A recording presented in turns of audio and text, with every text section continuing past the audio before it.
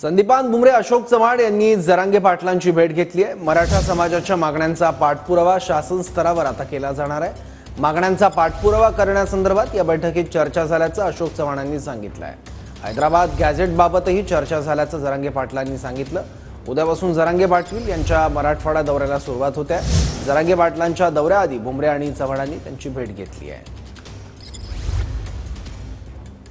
मागण्या समाजाच्या आहेत, त्या मागण्यांचा पाठपुरावा मी शासन स्तरावर करायची जबाबदारी ही निश्चित स्वीकारलेली आहे।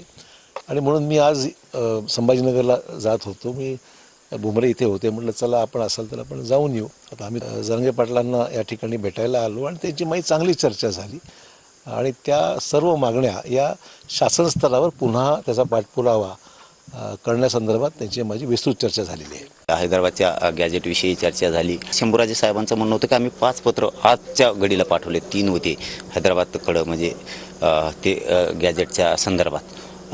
तर हैदराबादचं गॅजेट घेतलेलं आहे।